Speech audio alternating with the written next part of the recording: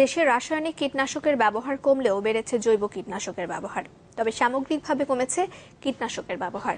সম্প্রতি সরকারের করা এক গবেষণায় এমন চিত্র ফুটে উঠেছে। কর্তৃপক্ষ বলছেন, কৃষকরা সমন্বিত বালাই দমন ব্যবস্থাপনা গ্রহণ করায় কীটনাশকের ব্যবহার দিন দিন কমছে। ফয়জুল সিদ্দিকীর ধারাবাহিক রিপোর্টে দ্বিতীয় এবং শেষ পর্ব আজ।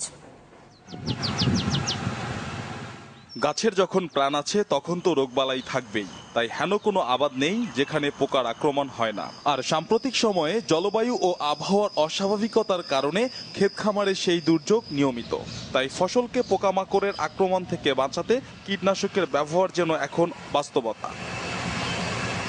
কীটনাশক সাধারণত দুই ধরনের, জৈব ও রাসায়নিক। কৃষিবিদদের মতে রাসায়নিক কীটনাশক যেমনই ফসলের গুণাগুণ নষ্ট করে, তেমনি তা মানবদেহের জন্য মারাত্মক ক্ষতিকর। এই যখন বাস্তবতা, তখন কোনোভাবেই থামানো যাচ্ছে না কীটনাশকের ব্যবহার। সবচেয়ে বেশি বিক্রি হচ্ছে অজৈব কীটনাশক, আর কম হচ্ছে মনে করেন জৈব কীটনাশকগুলো কম ব্যবহার করছে কৃষকরা। পোকা মারার ওষুধ দিতে হয়, পোকা তাছাড়া ওই মরিচগুলা ছিদ্র করে ফেলাই দেয়, ছিদ্র করে করে আস্তে আস্তে আস্তে আস্তে পড়ে যায়, ঝইরা একবারে পড়ে যায়। আর ওইগুলা মনে স্প্রে করে দিলে বাদে, তারপরে ছিটিয়ে সারের সাথে মিশিয়ে দিলে বাদে ওই পোকাগুলো হয় না। আগের বছর থেকে এবছর পোকা বেশি লাগছে, এর জন্য কীটনাশক বেশি দিচ্ছে আর কি।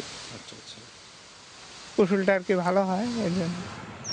তবে সরকারের কৃষি সম্প্রসারণ অধিদপ্তরের প্রতিবেদন বলছে, সমন্বিত বালাই দমন ব্যবস্থাপনার কারণে রাসায়নিক কীটনাশকের ক্ষতি সম্পর্কে আগের চেয়ে সচেতন কৃষকরা। ফলে এর ব্যবহার কমেছে। এবছর টাকার অঙ্কে যার পরিমাণ 167 কোটি। সঠিক মাত্রা, সঠিক ফসল, সঠিক পোকা এবং সঠিক কীটনাশক, এই চারটা জিনিস যদি আপনি ফলো করেন, এবং আমার আইপিএমে 5টা কম্পোনেন্ট আছে, যদি আমার 4টা কম্পোনেন্ট ফেল করি এবং এটা যদি ইটিএল এর বাইরে চলে যায়, তখনই আমরা তাকে কীটনাশক ব্যবহার করতে পারি। দেশের কীটতত্ত্ববিদরা বলছেন, সচেতনতার কারণে রাসায়নিক কীটনাশকের ব্যবহার সামগ্রিকভাবে কমলেও দেশের অন্যতম কৃষি পণ্য যোগান অঞ্চল যশোর, নরসিংদী, মানিকগঞ্জ, গাজীপুর, মুন্সিগঞ্জ এবং পাবনা সহ কিছু এলাকায় তা বেড়েছে। 8 সালের পর থেকে দেখা গেছে যে পেস্টিসাইডের ব্যবহার কমছে, সাথে সাথে এই আমরা হচ্ছে যে জৈব পেস্টিসাইড যেগুলো সেগুলোর ব্যবহার বাড়ছে, কিন্তু টোটাল বাংলাদেশে আসলে কীটনাশকের ব্যবহার বাড়েনি। আর সবজি ফসলের জন্য ফার্মাররা বেশি পরিমাণে কীটনাশক প্রয়োগ করে।